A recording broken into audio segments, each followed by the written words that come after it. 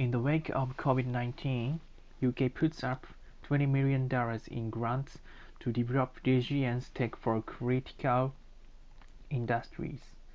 Most of the world, despite the canaries, despite the canaries, the coal mine was unprepared to cope with the coronavirus outbreak that now be- besieging, besieging, besieging us.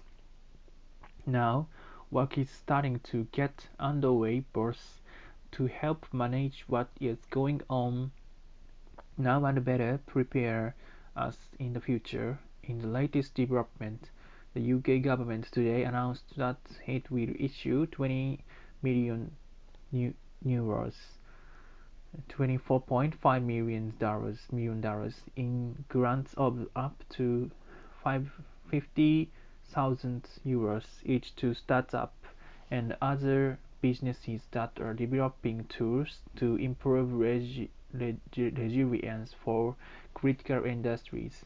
In other words, those that need to keep moving when something cataclysmic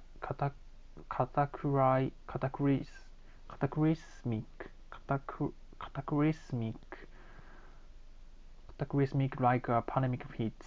You can start your application here. Unlike a lot of other government efforts, this one is aimed at a quick start. You need to be ready to kick off your project using the grant no later than June 2020, but earlier is okay too. Awarded through Innovate UK, which part of UK Research and Innovation itself are division of the Department of Business, Energy and Industry Strategy. The grant will be available to businesses of any size as long as they are UK registered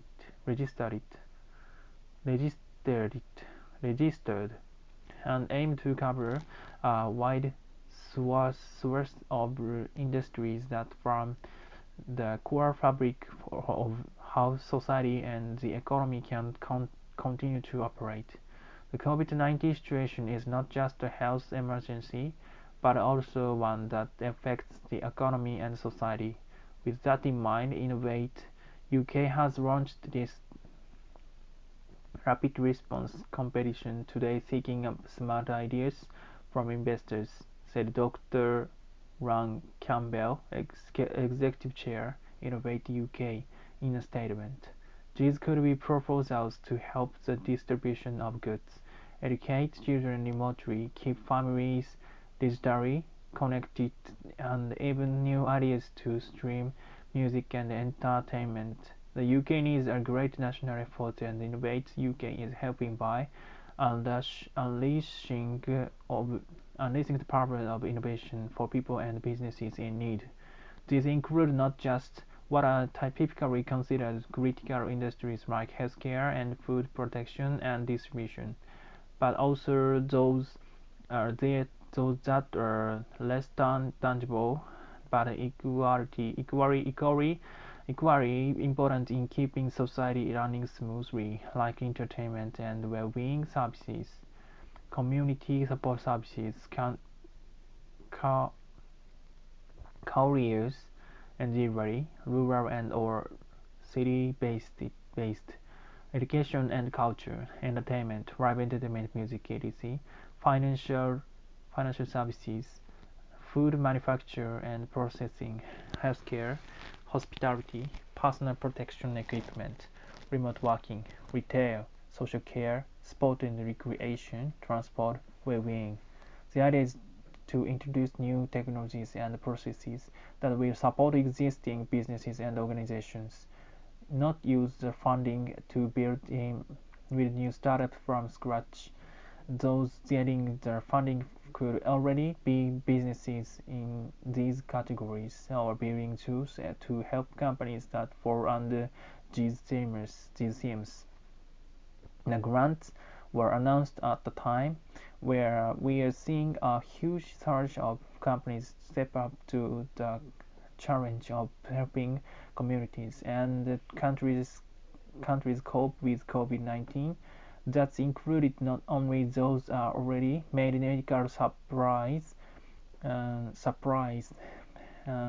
increase production, but a number of other businesses step in and try to help anywhere they can, or recalibrate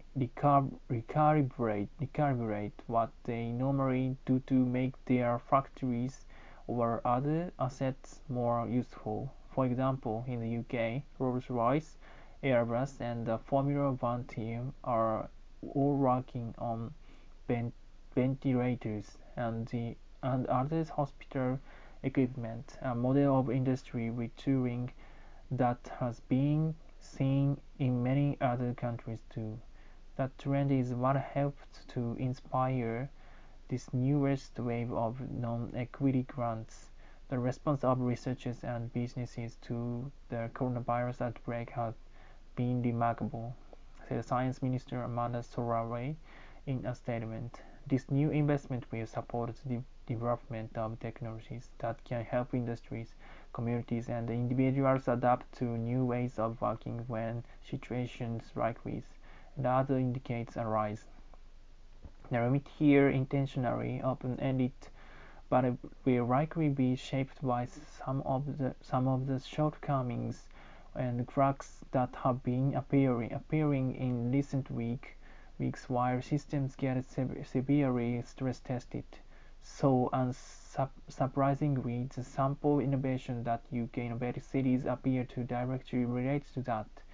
They include things like technology to help respond to spike online consumer demand. Every grocery service in the online and physical world has been overwhelmed by customer traffic, leading to sites crashing, people leaving stores disappointed at what they cannot find, and general panic over services for families to connect with and remotely monitor vulnerable relatives, while Zoom and the rest have seen huge surges in traffic. There are still too many people on the other side of the digital divide who cannot access or use these and better education tools. Again, there are thousands of edtech companies in the world, but in the UK at least, I wouldn't say that the educational authorities had done even a small degree of disaster planning, leaving individual schools to scramble and figure out ways to keep teaching remotely that works for everyone. Again, not always easy with digital devices, safeguarding and other issues. None of this can cure coronavirus or stop another pandemic from happening. There are plenty of others. They are working very squarely on that now too, but they are equally critical to get right to make sure that a health disaster doesn't extend into a more permanent economic or societal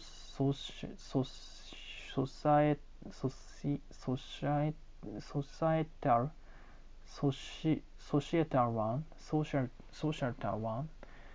More information and applications and here are here.